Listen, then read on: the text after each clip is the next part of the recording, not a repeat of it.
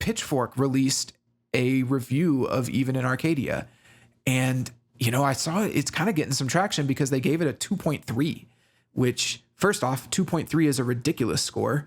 How do you determine, like, why didn't they give it a 2.4 or a 2.2? It's silly. I can understand maybe like a 2.5, but no more than that. Like, you don't break it down more than increments of 0.5. So yeah, it's a silly score to begin with, but then this album, to say that it is a 2 in any world is ridiculous. This album, I don't think this album is the greatest album ever made, like some people are claiming, but it is certainly above average. It is way better than a lot of the rock and metal schlop that we get handed by most bands. So yeah, I want to go through this Pitchfork review because I think that there's a few points that they make that I agree with, but there's a lot of very silly, stupid things that are kind of fun to poke at and fun to discuss. And I think that it'll just be fun. So yeah, let's go through it. So they start this review off with by saying, like, their little summary is: the masked anonymous UK quartet might be the biggest metal band in a generation, yet their laborious, watered down fusion of pop, rap, and gent amounts to very little. Ooh. Okay, so they say, I'm going to just read through it, right? Sleep Token, actually, I'm not going to read the whole thing. I want to just find maybe the points that are good. So yeah, here we go. Even in Arcadia is a metal album made by musicians who appear petrified of metal's most fundamental pleasures: screams, breakdowns, violence, riffs, exhilaration, exaltation. Instead, their major label debut offers mostly sanitized pop rap with all the sexed up verve of Droopy the Dog. Their bumbling composite of generic pop and trendy metalcore is both schmaltzy and dull. Schmaltzy. A vacant wasteland where joy, excitement, and intrigue, sensations that all good metal and pop should evoke, go to die. All right, so right off the bat, I want to address something. Like, metal is the one genre that doesn't have to be anything in particular. So like, if you're making a country song, right, like you are trapped by that genre. There is a limit to what you can write about in a country song. You cannot do country and make like an 8-minute epic about, some like the end of the world, like Avenged Sevenfold did with The Wicked End. Whereas in metal, you can do whatever you want. I mean, Iron Maiden wrote an 18-minute song about a blimp, right? Go listen to Empire of the Clouds by Iron Maiden. It's great. So you can do whatever you want. So already I think that this reviewer doesn't understand like the diversity that metal can have and what it's supposed to do, because you don't need to have screams or breakdowns in a great metal song. You don't need to have it. You certainly don't need violence. Riffs, I mean, yeah, you probably need some riffs in there, but it's not necessary, right? This reviewer is trying to pigeonhole metal into one thing, which is the exact opposite of what metal is. So yeah, there's that. Second, he says, I think this is the funniest part. He says it mostly offers sanitized pop rap with all the sexed up verve of a Droopy the Dog. This guy clearly does not understand that women fucking love Vessel. Like, women are over the moon about Vessel. This idea that this album is not sexed up and this is not something that like women find appealing is ridiculous. Like, that is the most insane thing he might say on this whole review. Women are losing their fucking minds over Vessel. Okay, so let's just do that. Second off, or continuing, he said a vacant wasteland where joy, excitement, and intrigue go to die. That is unbelievably, that's ridiculous. I think this song or this album is full of intrigue. It's a very adventurous album. The structures of the songs alone lend themselves to like, what are they going to do next, or what's going to happen next? There were so many moments on this album where I thought I knew what was coming, and then they do something like Dangerous, for example. When that beat comes in on Dangerous, it's a really cool beat, really interesting stuff, right? And so, even though I think there are elements that are subpar, like the guitars, to say that this album is not like exciting to listen to or like adventurous or have intrigue, it's unbelievable. It's unbelievable. Go listen to any other metal album that's been coming out these days. That so many of them follow the verse, chorus, breakdown, bridge, chorus formula. This band totally breaks out of that formula, and so that alone puts them a step above other songs and other bands in the sense of like the adventure of listening to it, right? So yeah, let's keep going through this review. Hold on. He says, much of Sleep Token's confoundingly broad appeal hinges on their shtick. Their singer-songwriter, known as Vessel, hasn't given an interview since 2018, refuses to speak on stage, and keeps his face painted black and concealed. The band begins Instagram catches, blah, blah, blah. To many, this makes Sleep Token a magical enigma. To me, this is dumb as hell. He doesn't really mention it after that. He kind of goes into their style, but let's talk about that real quick. I mentioned deconstruction in my review, and if you're listening to this, I probably have a clip on deconstruction earlier on. This reviewer is a perfect example of somebody who fully embraces deconstruction. Like they don't even register the idea of building mystique or building a world or lore or mystique around your band or as an artist. They fully believe that the best way for an artist to act is to be completely deconstructed. So this is the type of person that wants them to take the masks off and stop with the gimmicks. This is like, if you listen to my video on deconstruction and you thought, fuck this guy, this reviewer is exactly why I say you need to be careful about deconstruction, because this is the type of person that thinks that the things that the band is doing from a thematic standpoint are stupid. He doesn't say why. He just says, to me, this is dumb as hell. And that's it. He doesn't really mention it again. And it's like, okay, that first off, it's a bad argument. But the shtick is what makes the band cool. It's what makes them different. No other band really does stuff like have a lore behind the band, right? Even bands that have masks like Slipknot or Mushroomhead, like they don't have lore necessarily. Even bands like Avenged Sevenfold or Iron Maiden that have mascots like the Deathbat and Eddie don't have like characters that go on journeys in their songs the way that Sleep Token has something like Sleep, right? Or Vessel. So that's why I say like these, I would almost call them like intellectual properties, right? That Sleep Token has created for itself are super important, and they need to use them. They need to indulge them and not fall into the trap that this reviewer brings up about like, oh, this stuff is silly and it's dumb and you should just leave it behind because it's restrictive, right? It's like, no, these benefit the band. They are tools that are good. You've built something, don't tear it down, right? So I don't like that even in Arcadia, funnily enough, it's actually one of the things I think that we'll get to it. But yeah, they don't even, the fact that Sleep Token doesn't mention the lore or the world or the setting that they created for even in Arcadia, I think is a loss. It's a miss. Because there's so much opportunity there. And that puts me on the exact opposite end of the way that this reviewer thinks, who thinks that all of that stuff is stupid.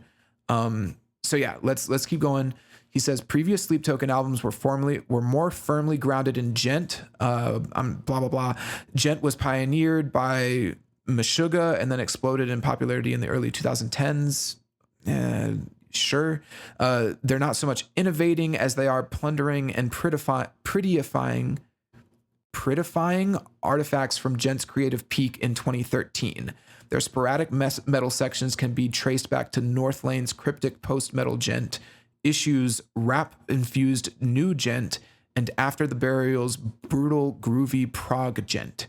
The difference is that Sleep Token's approach is sleeker, softer, and more overtly commercial, an embodiment of the way the once progressive substyle has become, well, gentrified, DJENTRIFIED, gentrified for mass consumption in the 2020s.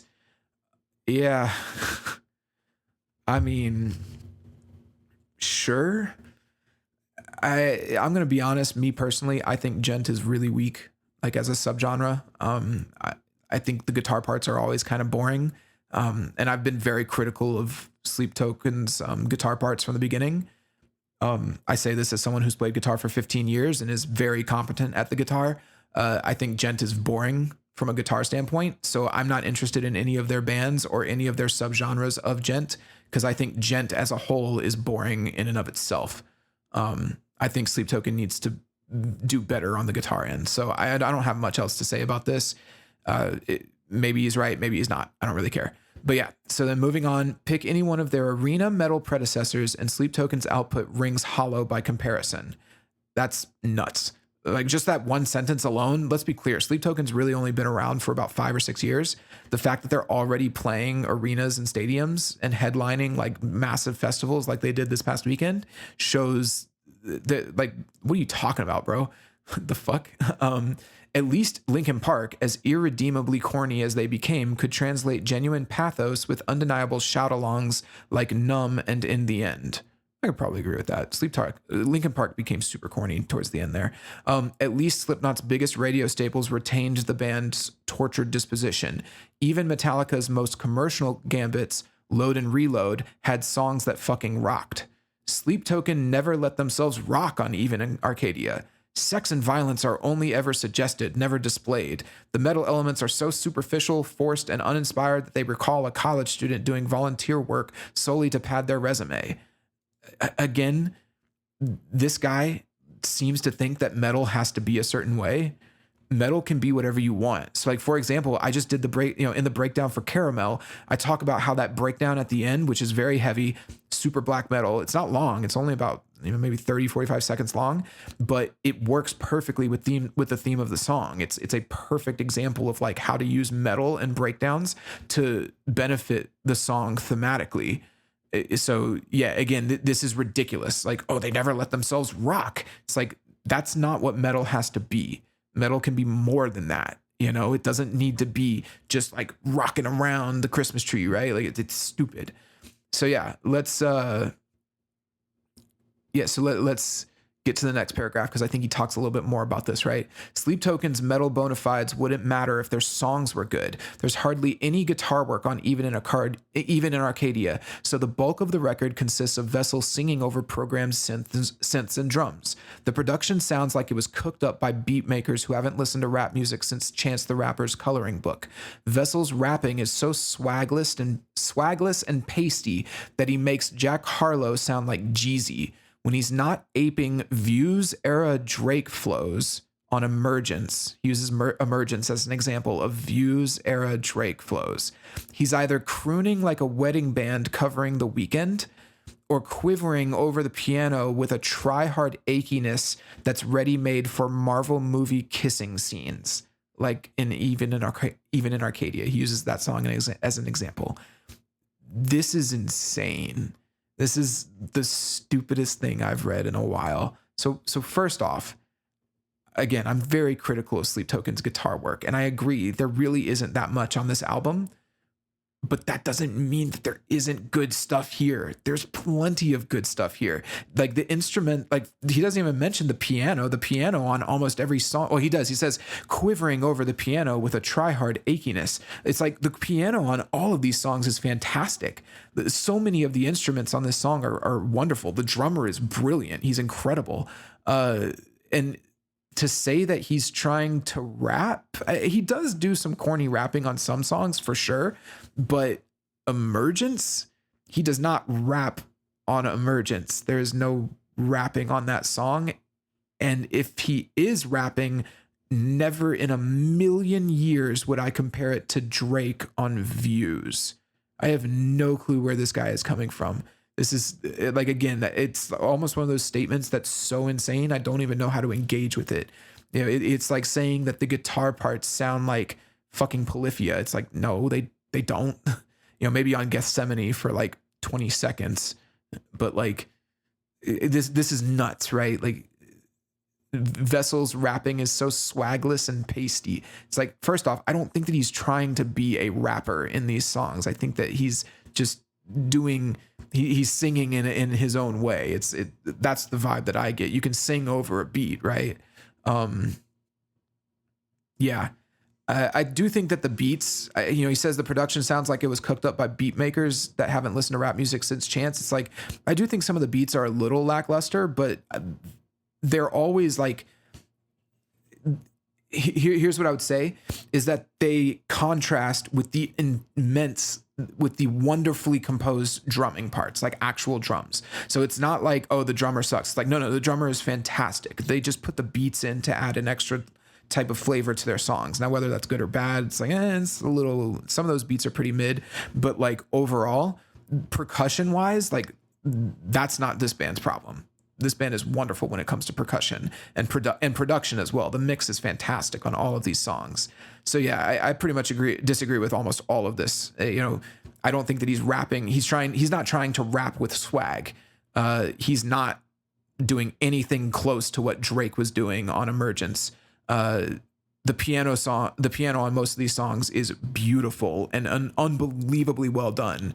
And then the production is great. Like the songs sound fantastic, even if the beats themselves are a little bit lackluster. So yeah, I think that a lot of these songs, I would even say that the songs are good, even if they're not quite my cup of tea. They might not be the greatest songs ever written, which is something that I think the Sleep Token fans get pissed off about, but the songs are definitely not like bad. They're not bad songs. All right, moving down, this reviewer says, Sleep Token never even allow the chance for Stockholm Syndrome to set in.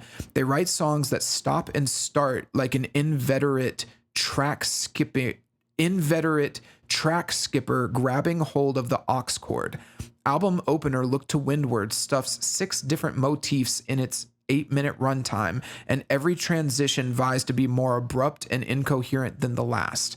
It's less of a song than a compilation of mismatched snippets glued together hastily. Emergence is a ragdoll of cheesy EDM refrains, cornball rapping, faux Deftones alt metal churn, and a saxophone outro that screams, "We hired a saxophonist." Okay, all right. Let's talk about Emergence first. Emergence, from a musical standpoint, is fantastic. The only thing I would agree with him on is that the saxophone solo feels a little random, but it does sort of fit with the idea that, like, what is it? Come and wrap your arms around me. It's like, I did talk about how the theme of that song is a little contradictory. It's like it wants you to emerge, but also don't emerge and be safe and come into my security, wrap your arms around me, right? But the saxophone does fit with that second theme of like, comfort and security. But where the hell are the EDM refrains? I guess he was talking about like that line, like, go ahead, wrap your arms around me. Yeah, I mean, I would never consider that an EDM refrain. In no way does that, like, I don't know. I can maybe see where he's coming from, but I would never piece that together as being EDM. Cornball rapping, again, he's not rapping. The fact that this reviewer thinks that he's rapping on those verses shows how stupid this reviewer is. It's singing. He's singing a melody. Like, hold on. You know what? We're going to pull it up. We're going to pull up Emergence real quick. All right, y'all can hear it. Let's listen to this. Well, you were late in it doesn't sound like rapping to me. Living on and I don't really think that's rapping. You know that it's time to just like Views. Sounds just like Views. Oh, if he's talking about if he's saying that that's a cheesy EDM refrain, that's the dopest shit I've ever heard. That's the best part of this song is that synth. All right, so then we get into this. He's clearly talking about this being the rapping section.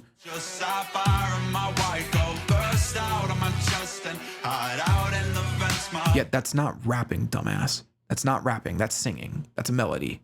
That's a vocal part. Like that's not rapping. And then for him to say faux Deftones alt metal churn, I might give him that, but I think that there's much more depth to this than even a Deftones song. I think that they're actually trying to create, immersion in a world, even if they don't do that lyrically. But like, there's way more on this song happening than just bland Deftones metal churn.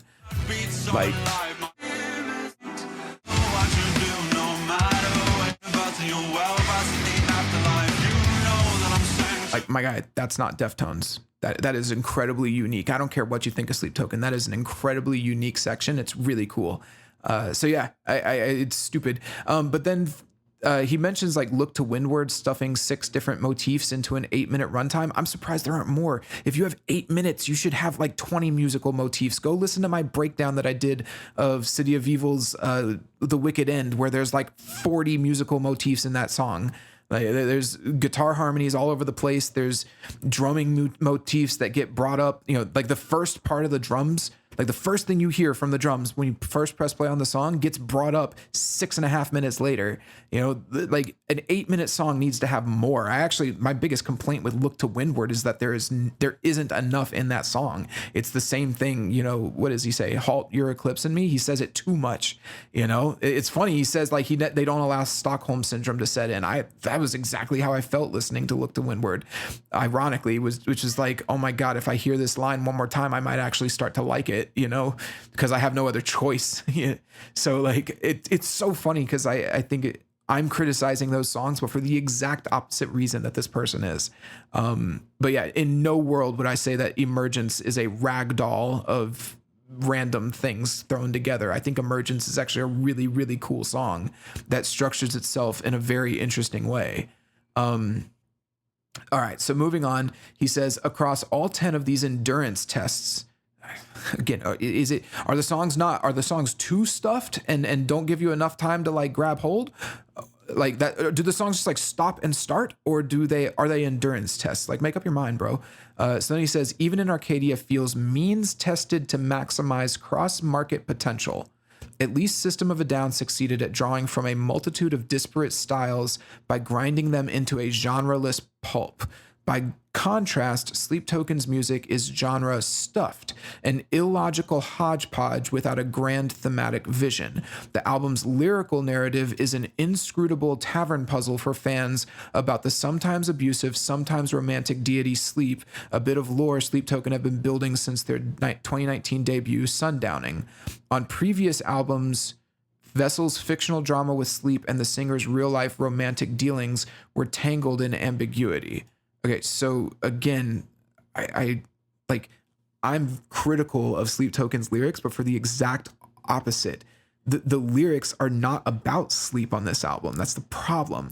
That's actually my critique, is that they don't talk about the lore on this album. So it's not actually a tavern puzzle about Sleep and his relationship with Sleep. It's just about him and his personal life. Whether you like that or not, whatever, it's up to you. I personally don't like it. I think he should be talking about Sleep, but whatever. I will give him this, that their music does feel like sometimes it feels like, okay, now we have to have the breakdown because we haven't had a heavy part in this song, right? So when he says like genre stuffed or an illogical hodgepodge without grand thematic vision, I don't know about that. I do think that they have a vision for the band and like for how the album should sound, but sometimes it's like, okay, we need to have a breakdown here because we haven't had a breakdown yet, you know?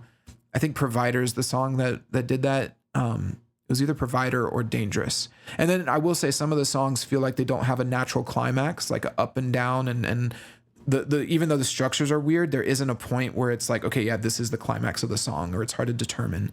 I think Caramel is not an example of that. Caramel has a very clear climax, and that's why I like it the most. But then I do think it's Dangerous, where I was listening to it, I'm like, okay, what's the takeaway for this song, or what's the moment that's like the peak of this song? So yeah, I do think that like maximize cross market potential, I could see that, but I don't think that they're necessarily doing it just to hit as many markets as they can. I think they're doing it because they think it's cool. You know, whether you think they do it effectively, that's kind of up to you. I think that they could do it a little bit better, especially on the guitar end, but hey, I think that they like it and the fans like it, and that's what it is. So yeah, they say, even in Arcadia, or the reviewer goes on to say, even in Arcadia drops some of the smoke and mirrors and teases genuine honesty as Vessel sings plainly about his struggles to maintain the band's charade. In Caramel, he speaks directly to his fan base and cries that the stage is a prison, admitting that he's at once thankful for his career and tormented by the parasocial fame that comes with it. The reviewer is accurate. That is what the song is about. He calls out fans who scream his government name at shows, then displays a rare flair for introspection by acknowledging that his anonymous charade has backfired. I guess that's what I get for trying to hide in the limelight. I'm going to keep going. This self-awareness is an interesting grace note to Sleep Token's normal theatrics, but the accompanying music, a collision of whitewashed reggaeton and paint-by-the-numbers gent, is so cloying that it's difficult to appreciate. So hold on, we're going to pause right there because this reviewer like is an idiot.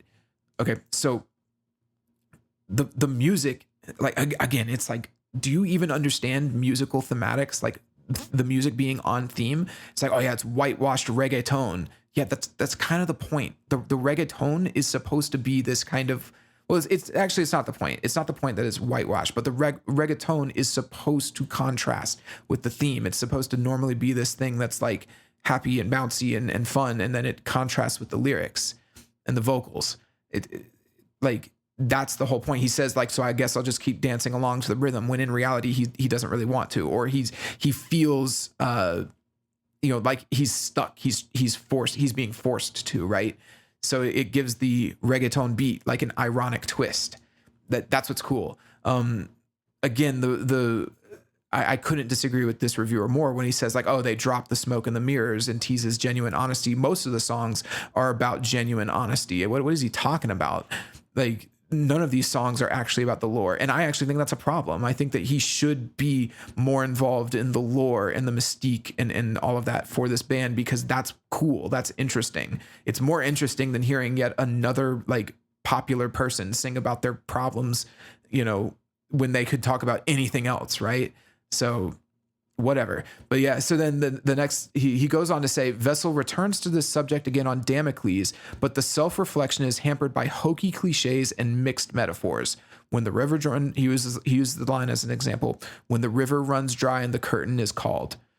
He says that they offer little real insight. I completely disagree. I think Damocles is very clear about like, the song is about what happens when the empire falls, what happens if this all falls apart and he's no longer successful. It's very clear. But then he goes on to say, and then this is where something I actually will agree with him. Sleep Token are good at feigning elegance by titling songs based on biblical Gethsemane and mythological Damocles references. They cloak their subject matter in a turtle-necked seriousness, but the quill-penned profundity is undercut by such fanciful moleskine musings as, well, I know I should be touring, I know these chords are boring, but I can't always be killing the game. I actually agree with him here, and I'm going to talk about this on Gethsemane in more detail, but my big problem with Sleep Token has been the illusion of depth that they present with their lyrics and themes, and I think Gethsemane is a brilliant example of that, where, there's a lot of thematic depth that you could pull from the title Gethsemane, because it's the garden where Jesus prayed before he was crucified, the night before he was crucified, right? So he talked to God about, getting crucified, and because he knew it was going to happen. And there's so much that you could pull for that. And then they actually, Sleep Token made that song about what appears to be a toxic relationship. Your cigarette still stains my clothes, that type of bullshit. And so I agree with the reviewer here. They do a good job at feigning. I don't know if elegance would be the word I would use. I would say depth, like thematic depth. They pretend like there is deep thematic meaning in their songs, and there really isn't. The songs are typically kind of surface level, like, oh, I don't like fame, or I have a toxic relationship, and that's a little bit of an issue. With that said, I think on songs like Caramel, they take that theme and they do a really cool job, a really exceptional job of like portraying it, both through the lyrics and the music and the structure of the song and all of those elements. But, I do think that they have this issue where they pretend like they are deeper than they actually are. So I will give them that.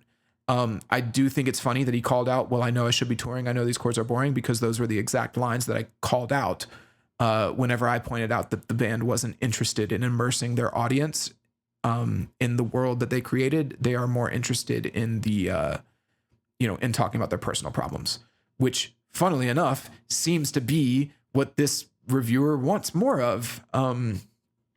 Yeah. So yeah, moving on, getting through the review, he says, even in Arcadia's fleetingly pleasurable moments arrive when Vessel sings mournfully over stormy guitars and pummeling rock drums.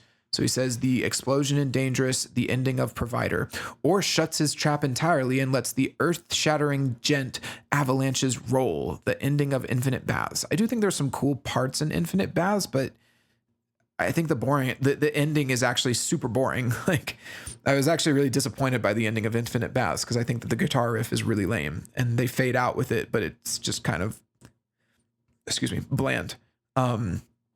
So yeah, then he goes on to say, but those amount to roughly 4 minutes of the album's hour-long runtime. The remainder of Even in Arcadia is smooth, flat, edgeless, and utterly lacking in dynamic payoffs, despite its many attempts to swing from breathy ballads to bludgeoning breakdowns.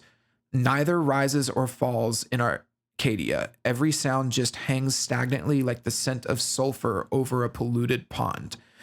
I don't even know what this reviewer fucking means by that. Every sound hangs stagnantly. I completely disagree with that.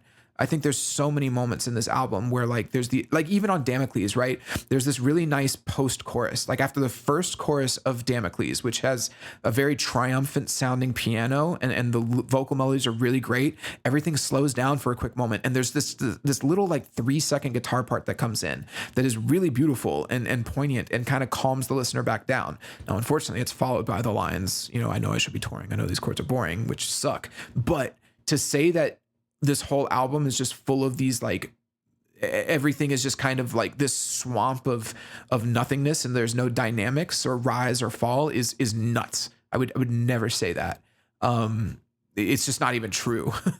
Yeah. Now regarding like dynamic payoffs, even that I'm kind of iffy on. I mean, Caramel's a great example of that, where there's these awesome payoffs. Emergence is a good example. I think that heavier verse where he claims that Vessel is rapping, that heavy verse is an awesome payoff, like from what you've heard before. It's a really cool part. There's tons of cool little sections on here that work. I mean, the beat in Dangerous, I've already called that out for being really cool. Yeah, so there's cool stuff. I do think that like some songs like Past Self and Even in Arcadia don't really go anywhere. They don't necessarily have a solid climax. Those songs feel a little bit redundant. But to say that there's nothing here and everything just is stagnant, it's crazy talk. So yeah, he goes on to say, for many, it's an attractive odor. Sleep Token's ubiquitous internet buzz and history-making Billboard achievements are being touted as a win for metal. But if metal has to reconfigure itself into Benson Boone with a Spirit Halloween gift card in order to reassert its commercial authority, then maybe it's better off toiling away in basements. At least there it can retain its dignity. Yeah, again, I'm not one of these people who thinks that like commercial metal is necessarily bad. I don't think that a normal song with normal song structure and not like crazy advanced guitar parts, I don't think that that's like the worst thing in the world. And as far as like artists that are actually doing interesting things and like cool things, I think Sleep Token is solid. In fact, I actually think it's very impressive when a band can take like something unique. Like the most unique thing for Sleep Token to me is their song structures. They're always really cool with the song structures and they do cool things with them. Any band that can take something like that and then make it appealing to lots of people, I actually think that's kind of a win. It means that you did it in a way that's actually more appealing to a broader variety of people. That's why I don't buy into like Metallica versus Megadeth. Like Metallica is by far the superior band. There's nothing I've ever heard from Megadeth that is like as iconic as Sad But True or Wherever I May Roam. Like nothing. So, just because a band does things that are commercially popular doesn't mean that the band is doing something wrong or that it's a problem. Now, with that said, I do think, I've brought this up before and I'm going to say it again. If they do not build on the costumes and the world and the lore, then honestly, this reviewer is right. It is just Benson Boone in a Halloween outfit. If the sum of all of the lore and themes and all of that only amount to an illusion, meaning costumes, set design, and album art, and it's not actually a part of the music, this band's in trouble. And So they need to work on that. They need to make sure that it isn't a gimmick. And I think right now with Even in Arcadia, they risk it becoming a gimmick. So yeah, overall, this reviewer is pretty fucking dumb. They're the type of reviewer that thinks that, well, first off, I don't even think they like metal. How can you like metal with it sounds like they got like an AI summary on the history of Gent, right? And then they just talk about like Linkin Park, Slipknot, and Metallica, which, let's be clear, Sleep Token is not in the conversation with those bands yet. But like, yeah, this reviewer is silly. It's a fucking idiot. Doesn't know what he's talking about. And I think that philosophically, I completely disagree with everything he says. This is the type of person that probably believes that deconstruction is like the best thing. They want more deconstruction. Whereas for me, I think that you need to build grand epic tales, grand albums, develop your music out, like create things that are awesome and beautiful, right? Don't deconstruct those things. So anyway, there we go. I just thought this would be fun. This review came out, and to be clear, this album is not a 2.3. That's crazy. This album, again, I'm probably giving Sleep Token fans whiplash here, but I would probably give this album like a 6 or a 7. It is an above average album for sure. It is in no way like a mind blowing, genre changing piece of music. So there it is. Yeah, I thought this would be fun to just go through this review because it was such a ridiculous review. I hope you enjoyed it. And yeah, I hope you enjoyed the breakdown for Caramel. If you're only listening to this clip, go listen to the full breakdown. It's pretty good. So yeah, cool. Well, I'll see you guys on the next one. Peace out. Bye.